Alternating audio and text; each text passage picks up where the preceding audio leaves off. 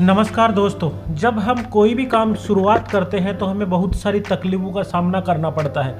कई बार लोग जो तकलीफ़ें सहन करके उस मकाम पे पहुंच पाते हैं तो उन्हें मंजिल मिल जाती है। कई आदमी उस दर्द को सहन नहीं कर पाते, फिर वो दूसरे रास्ते को चूज कर लेते हैं। इसके बाद में वो कहीं के नहीं रहते।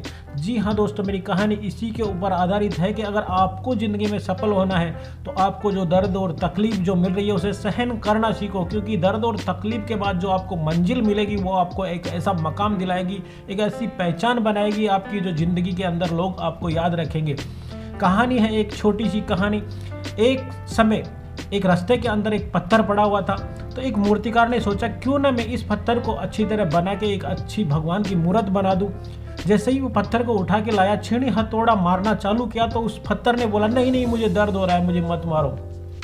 जैसे ही मूर्तिकार ने दोबारा उस पर चोट प्रहार करने की कोशिश की, तभी वो पत्थर बोला नहीं, मुझे बहुत ज़्यादा दर्द हो रहा है, मुझे नहीं बनना, कुछ भी नहीं बनना, मुझे बस मेरे हाल पे रहने दो। तीसरी बार जैसे ही हथौड़ी मारी तो वो पत्थर बिल्कुल हताश हो गया और बोले मुझे छोड़ दो, मुझे कुछ नहीं करना। फिर मूर्तिकार हताश हो गया और फिर सोचा कि इस पत्थर को उसने ऐसा का ऐसे ही छोड़ दिया। थोड़ी दूर आगे चला तो उसे एक दूसरा पत्थर मिला, तो उस मूर्तिकार ने सोचा कि मैं इसको आकार देता हूँ। जैसे ही उस पत्थर को उठाया और छीनी हथौड़ा लिया, अब उस पत्थर ने दर्द सहन करना सीख लिया, दूसरे पत्थर ने। और जैसे ही छीनी हथौड़े की चोट मारता रहा मूर्तिकार और एक अच्छी मूर्ति का रूप दे दिया।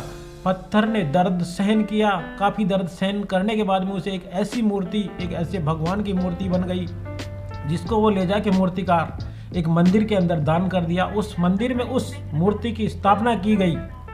अब लोग आए, उसे काफ़ी चढ़ावा चढ़ा रहे थे, उनकी पूजा कर रहे थे। लोग दूर दूर से उस पत्थर को पूजने के लिए आ रहे थे। वो पत्थर रास्ते में पड़ा हुआ था, मूर्तिकार ने उसे आकार दिया और भगवान बनाया। पहले पत्थर को मूर्तिकार ने चोट मारी, मगर वो दर्द सहन नहीं कर सका और वो कुछ भी नहीं बन पाया। तो लोगों ने सोचा कि जो पहले वाला पत्थर है उसको लाके जो मंदिर का रास्ता होता है उसके ऊपर छोड़ दिया, तो लोग जो भी आए और उस पर नारियल जो होता है, श्रीफल, उसको फोड़े। जी हाँ दोस्तों, अगर आपके रास्ते में तकलीफें आती है, आपकी सफलता के अंदर कोई बाधाएं आ रही है, तो आपको वो मजबूत कर रही है आगे बढ़ने के लिए। जिस प्रकार से धनुष के उस तीर कमान को कसने के लिए पीछे खींचते हैं तो उतना ही आगे जाता है। तो ज़िंदगी में अगर आपको रुकावटें, मुश्किलें, इनका सामना करना पड़ रहा है तो ऊपर वाला आपको हर कठिन परिस्थिति से लड़ने के लिए मजबूत बना रहा है। तो आप कभी भी ऐसी चिंताओं से, ऐसी चीज़ों से घबराओ मत और आप हमेशा आगे बढ़ने की कोशिश करो। जिस प्रकार अगर पहले वाला पत्थर उसकी चोट सहन कर लेता तो आज अच्छी मूर्त और अच्छी सूरत के साथ वो पूजा जाता, मगर उसने दर्द सहन नहीं किया और वो वही रास्ते का पत्थर बन के रह गया।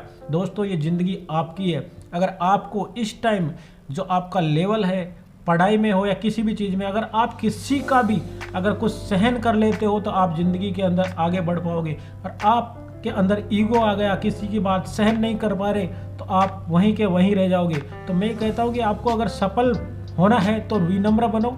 विनम्रता के कारण ही आपको सफलता मिल सकती है। आप में ईगो रहेगा, घमंड रहेगा तो हर कोई आदमी आपसे कन्नी काटेगा, हर कोई आदमी आपको दूर रखने की कोशिश करेगा।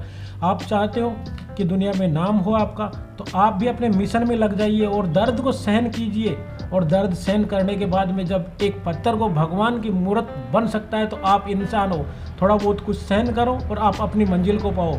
जी हाँ दोस्तों, मैं आपका भाई, आपका साथी एस कुमार, और मेरा चैनल है एस कुमार मोटिवेशन वीडियोस। कैसी लगी मेरी ये प्रेरणादायक कहानी? अगर अच्छी लगी तो कमेंट में बताइए मुझे, और लाइक कीजिए, शेयर कीजिए और सब्सक्राइब कीजिए मेरे चैनल को। मैं हर बार लेके आता हूँ आपके लिए ऐसे ही कंटेंट।